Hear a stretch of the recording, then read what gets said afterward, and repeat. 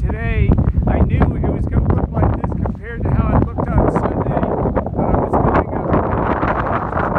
as I pan around, you could actually see all the snow on the mesa, which is